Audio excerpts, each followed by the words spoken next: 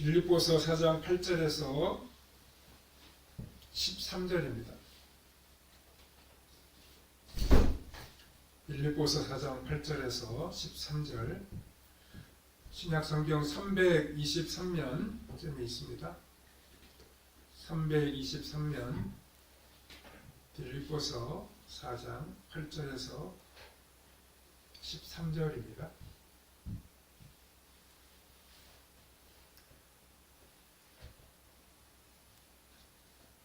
사장 8절부터 같이 읽겠습니다. 끝으로 형제들아, 무엇이든지 참되며 무엇이든지 경건하며 무엇이든지 옳으며 무엇이든지 정결하며 무엇이든지 사랑받을 만하며 무엇이든지 칭찬받을 만하며 무슨 덕이 있든지 무슨 기림이 있든지 이것들을 생각하라. 너희는 내게 배우고 받고 듣고 본 바를 행하라. 그리하면 평강의 하나님이 너희와 함께 계시리라. 내가 주 안에서 크게 기뻐함은 너희가 나를 생각하던 것이 이다시 싹이 남이니 너희가 또한 이를 위하여 생각은 하였으나 기회가 없었느니라. 내가 궁핍함으로 말하는 것이 아니니라. 어떠한 형편이든지 나는 자족하기를 배웠노니 나는 비천에 처할 줄도 알고 풍부에 처할 줄도 알아. 모든 일, 곧 배부름과 배고픔과 풍부와 궁핍에도 처할 줄을 아는 일체의 비결을 배웠노라. 내게 능력 주시는 자 안에서 내가 모든 것을 할 수 있느니라. 아멘. 오늘은 스스로 만족하는 신앙생활이라는 제목으로 잠시 말씀을 생각해 보겠습니다. 우리는 모두 다 많은 것을 다 가지기를 원합니다. 명예도 재물도 가지고 싶어하고 건강하게 이 땅에 오래 살아가기를 우리 모두가 다 소원하고 있습니다. 우리가 원하는 것을 다 가질 수 없지만 그 모든 것을 다 설령 가진다고 하더라도 우리는 만족할 수는 없을 것입니다. 우리 인간의 욕심이 끝이 없기 때문입니다. 그러면 우리가 믿는 예수님은 이 땅을 어떻게 살아가셨습니까? 예수님은 그야말로 아무런 욕심이 없이 사셨습니다. 예수님은 그분의 말씀대로 여우도 굴이 있고 공중에 새도 거처가 있으되 머리 둘 곳이 없는 삶을 사셨고, 예수님은 학벌이 뛰어난 것도 아니었으며 물론 많은 돈을 가지고 계신 것도 아니었습니다. 그리고 예수님은 제자들을 복음 전하라고 내어 보내시면서 돈 주머니나 두 벌 옷을 가지지 말고 철저하게 가난하게 가라고 말씀하셨습니다. 예수님이 참으로 아무것도 소유하지 아니하셨던 것은 전적으로 하나님이 주시는 모든 것을 다 가지고 계셨기 때문입니다. 그렇기 때문에 이 땅에 있는 것에 마음을 두지 아니하셨고 하나님 아버지의 주시는 복으로 만족하며 살아가셨습니다. 이 세상에 두 가지 종류의 무소유가 있다고 말할 수 있습니다. 하나는 이 땅에서 가질 만큼 많이 가져보았지만 참된 만족을 얻지 못해서 소유를 버리는, 소유를 포기하는 그러한 경우가 있을 수 있습니다. 또 하나는 이 세상의 부귀영화와 비교할 수 없는 복된 것을 가졌기 때문에 이 땅의 소유에 얽매이지 아니하는 것입니다. 그렇다면 우리 그리스도인의 삶은 어떻습니까? 그리스도인은 이 땅의 소유가 싫기 때문이 아니라 그것보다 더 귀한 것이 있다는 사실을 알기 때문에 이 세상에 대한 욕심을 참고 절제할 수 있습니다. 그리스도인이 보기에도 이 땅에는 좋고 귀하고 가치 있는 것들이 참 많이 있습니다. 때로는 그것을 많이 가지고 싶은 그런 마음이 생기기도 합니다. 그러나 그리스도인이 이 세상에 있는 것들을 무한적으로 가지려고 애를 쓰게 되면 우리 영혼이 더러워질 수 있습니다. 이 세상에 속한 욕망에는 무서운 중독성이 있기 때문입니다. 그래서 우리가 이 세상에 있는 것들을 가지려면 우리 영혼이 때로는 피폐해질 수가 있습니다. 그렇기 때문에 우리는 그것보다도 더 복된 것을 찾아야 합니다. 그것이 바로 우리 하나님이 주시는 은혜와 복이라고 말할 수 있습니다. 우리는 오늘의 본문을 함께 묵상하면서 우리 스스로 만족하고 감사하는 그리스도인으로 살아가기를 다짐해야 하겠습니다. 첫 번째로 우리 그리스도인들에게는 미덕이 있습니다. 본문 8절을 보십시오. 끝으로 형제들아 무엇이든지 참되며 무엇이든지 경건하며 무엇이든지 옳으며 무엇이든지 정결하며 무엇이든지 사랑받을 만하며 무엇이든지 칭찬받을 만하며 무슨 덕이 있든지 무슨 기림이 있든지 이것들을 생각하라고 했습니다. 사도 바울은 그리스도인이 따라야 할 우리 삶의 기준을 여기에서 말씀하고 있습니다. 우리는 어떤 일을 할 때 대개 남들이 나를 알아주기를 원하고 나에게 무슨 이익이 생기는가 하는 것을 먼저 고려하게 됩니다. 하지만 그리스도인은 자신의 이익이나 명예보다 이 본문 8절에 있는 8가지의 미덕을 기준으로 생각해야 합니다. 그리스도인은 이 세상을 살아가는 삶의 원리가 근본적으로 변화하는 사람입니다. 예수님을 믿기 전에는 어떻게 하든지 이 세상에서 살아남으려고 그 무엇인가를 붙들려고 했습니다. 그러나 이제는 예수님을 믿음으로 우리의 존재 자체가 참 가치 있는 그러한 사람들이 되었습니다. 예수님을 믿는 이것 자체가 우리는 벌써 성공한 사람이 되었다고 말할 수 있습니다. 우리가 예수님을 믿음으로 우리의 삶의 품격이 달라졌기 때문에 거기에 맞는 가치 있고 아름다운 일을 우리는 감당해야 합니다. 이제는 우리 자신의 욕망을 이루기 위해 사는 것이 아니라 그리스도인다운 섬김과 사랑의 삶을 이어가야 합니다. 우리는 본문 8절에서 그리스도인에게 어울리는 삶이 무엇인가를 생각해 볼 수 있습니다. 본문 8절은 8가지의 미덕을 말씀한 후에 이것들을 생각하라고 말씀하고 있습니다. 과연 나는 어떤 사람이며 그리스도인 나의 격에 맞는 행동이 무엇인지 한번 깊이 생각해 보라는 말씀입니다.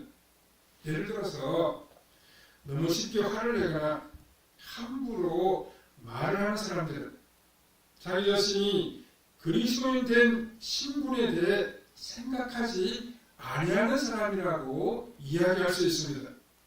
그래서 이런 사람들은 자신의 감정대로 분통을 터뜨리거나 절제되지 못한 말을 때때로 하게 됩니다. 우리는 항상 그리스도인이 된 우리의 일치나 우리의 품격을 잊지 말아야 됩니다. 인간은 누구나 다 추한 욕망을 가지고 있기 때문입니다.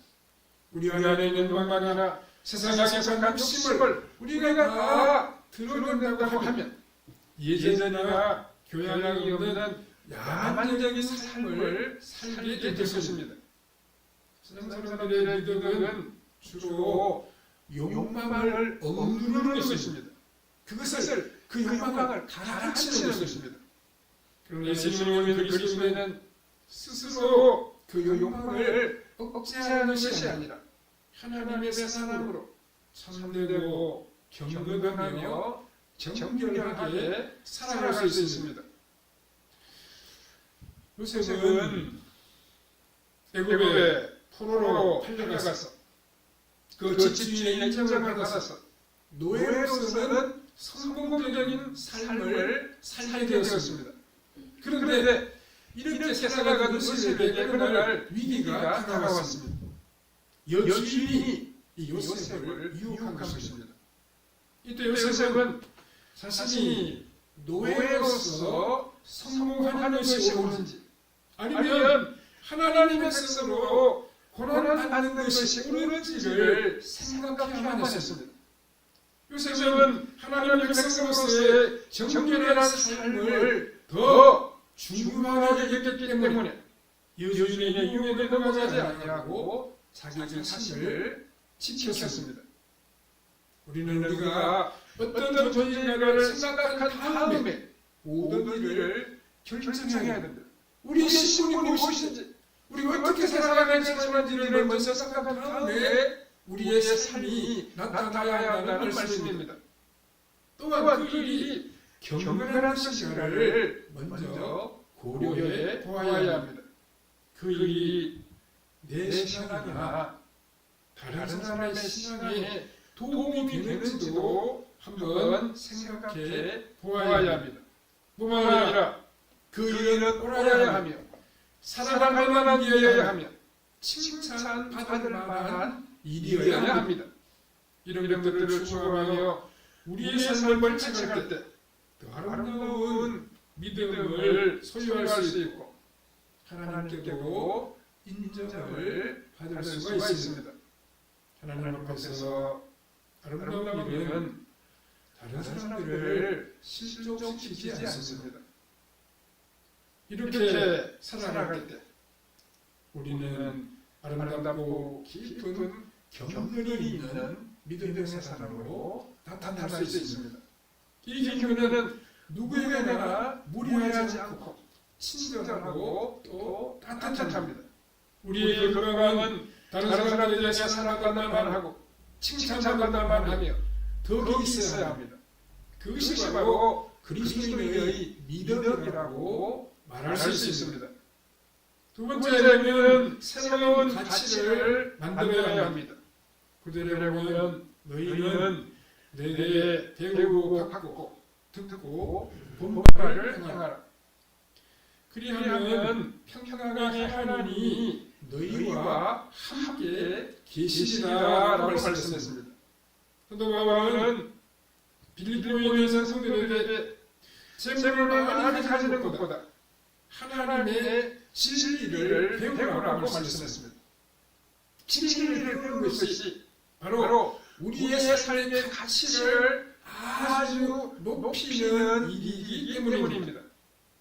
사람들이 투자를 해서 가장 만족하는 분야는 바로 교육입니다.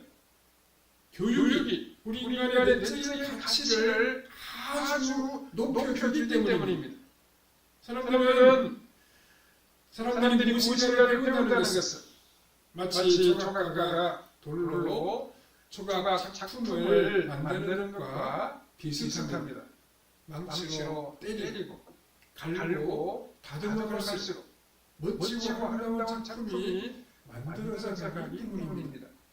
이 세상의 지식과 기술을 배우는 것도 참 보람이 있는데 하물며 하나님의 진리를 배우는 일은 얼마나 복되고 귀한 일이겠습니까?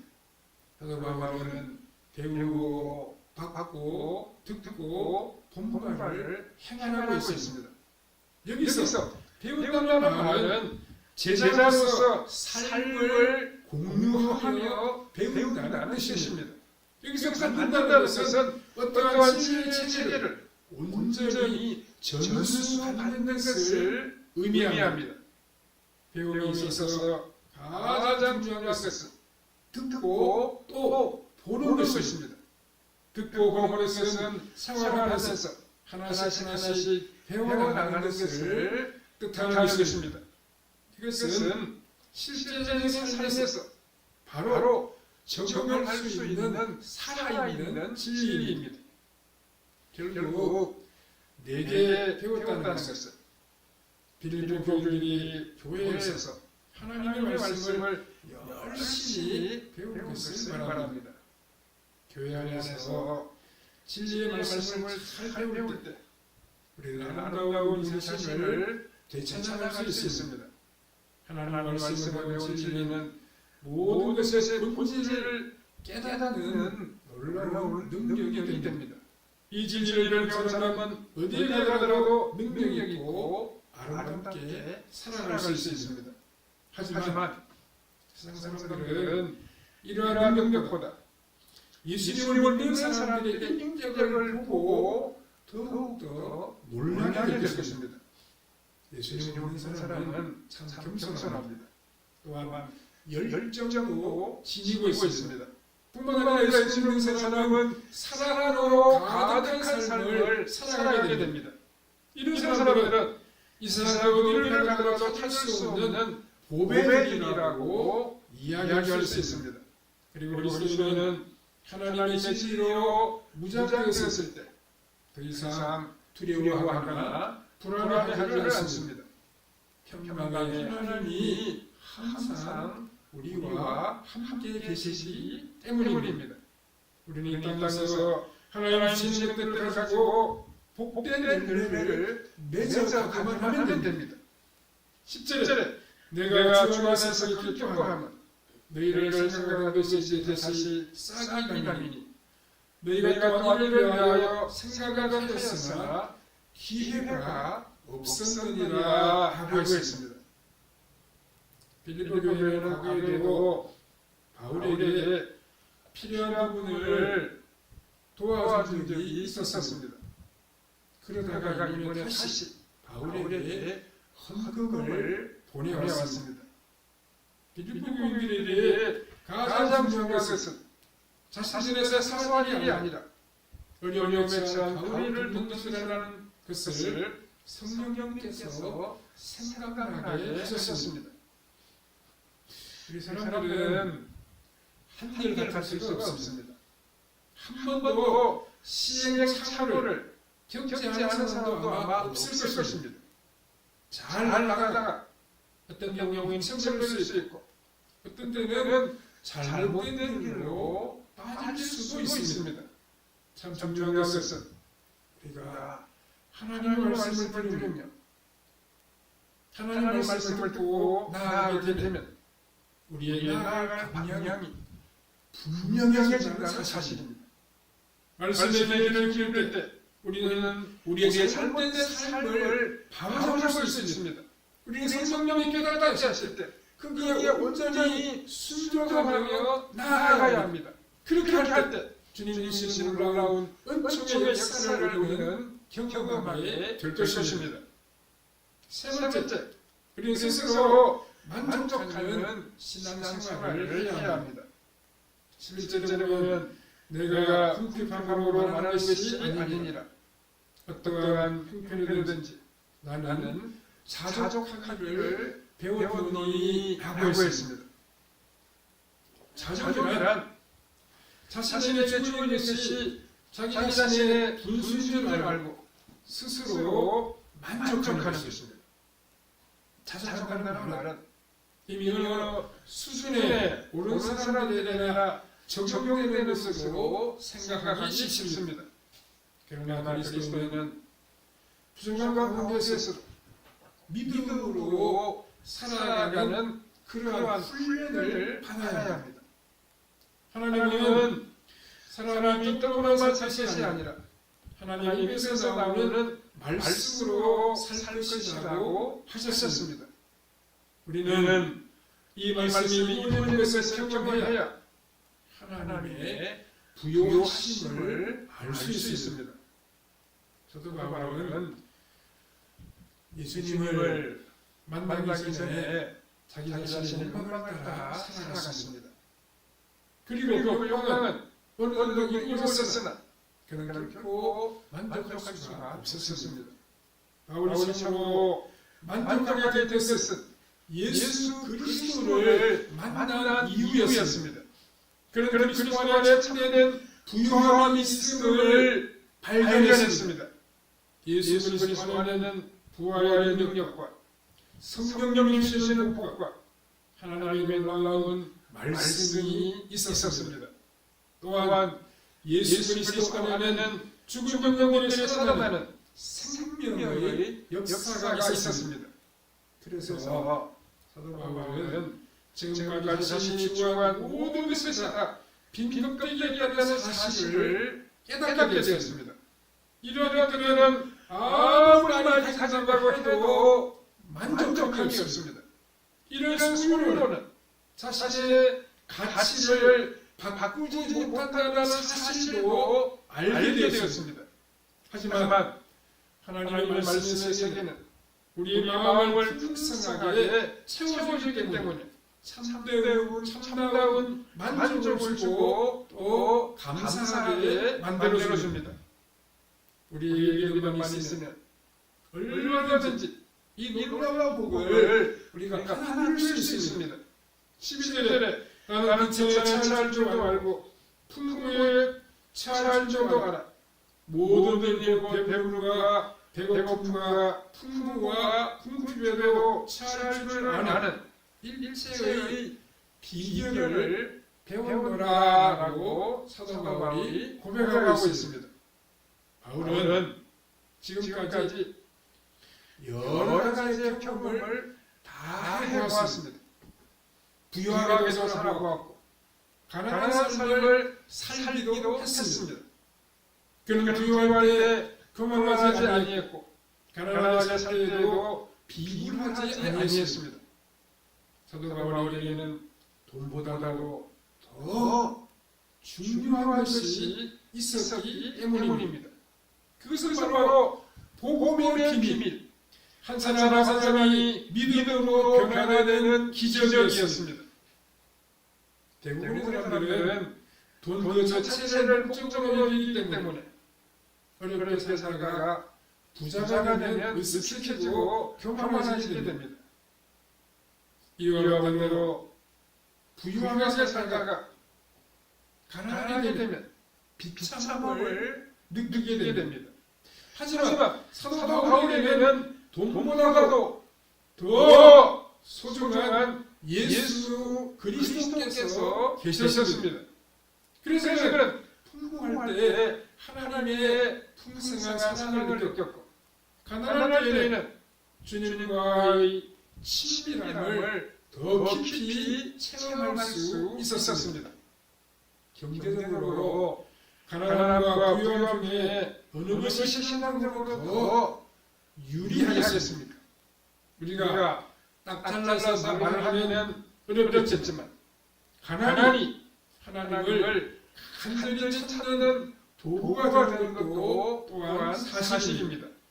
그리고 부자가 겸손하게 살고 간절하게 기도하기 어려운 것 또한 사실입니다. 내가 많이 가지고 있으니까 하나님을 간절히 찾지 아니하는 말씀입니다. 이 세상에서 부족한 것이 없는데도 말씀으로 살아가는 것이 낙타가 바늘로 들어가는 것보다 더 어렵다고 말할 수 있습니다.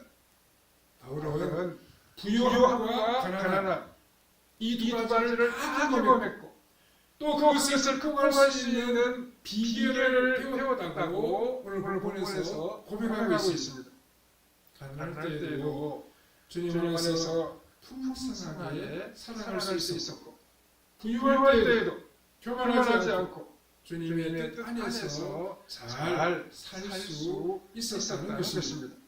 그것은 돈에 대하여 절대적인 가치를 가지지 않았기 때문에 가능할 수 있었습니다. 13절에 내게 주시는 자 안에서 내가 모든 것을 할 수 있느니라 하고 있습니다. 내게 능력 주시는 자 안에서 내가 모든 것을 할 수 있다라고 바울이 말씀하고 있습니다. 바울이 능력 있게 살았던 비결은 바로 이 말씀 안에 있습니다. 이 구절의 말씀을 우리가 그대로 한번 살펴볼 수 있습니다. 먼저 부정적으로 생각하면 사도 바울은 어떤 일을 할 때 모든 것을 하나님이 주시는 능력의 범위 안에서 하려고 했다는 것입니다. 즉 하나님이 도와주시지 않는 일, 하나님이 계시지 않는 일은 전혀 하지 않았다는 의미입니다. 그러면 하나님이 도와주시면 확신이 드는 드는 일만 일만 하려고 했다는 했다는 말씀입니다. 또 또 바울은 하나님께서 분명해서 감당할 능력을 주시는 일은 무슨 일이든지 최선을 다했습니다. 그랬더니 하나님의 강력이 나타나고 놀라운 일들이 일어났습니다. 되는 사람들이 감당할 수 없는 어마어마한 일이 벌어져야 되었다는 말씀입니다. 모든 일을 다 잘한다고 해서 하나님께 칭찬받는 것은 아닙니다. 주님께서 우리에게 맡기신 고유한 일이 다 있습니다. 우리는 그러한 일에 최선을 다해야 됩니다. 모든 일과 우리가 유능할 필요는 없습니다. 하나님께서 우리에게 맡기신 일에 온 힘을 다하면 그것으로 우리는 하나님께 칭찬을 받게 될 것입니다. 우리의 인생은 그렇게 길지가 않습니다. 하나님께 풍성한 능력을 구하면서 하나님이 맡긴 일을 힘으로 감사함으로 감당하면 우리는 스스로 만족하며 감사하며 살아갈 수 있을 것입니다. 하나님이 기뻐하시는 일, 다른 사람들을 보로서 살리고 돕는 일을 즐겁게 감당해 나가므로 항상 감사하며 살아가는 성도님들의 삶이 다 되시기를 바랍니다. 사랑하는 하나님, 은혜를 감사합니다. 우리를 제사장으로 불러주시고 우리 신령을 새롭게 해주시는 아버지 하나님, 참으로 감사합니다. 우리가 하나님의 은혜와 사랑에 감사하면서 우리 스스로로 만족하며 하나님의 맡기신 일을 기쁨과 감사함으로 감당하며 나아가는 우리의 삶이 되게 하여 주시옵소서. 그리스도로 정결하게 살게 하시고 주의 나라와 공의에 숨기며 살아가는 우리의 신앙생활이 다 되게 해주시기를 원하옵고 예수님의 거룩하신 이름으로 기도하옵나이다. 아멘.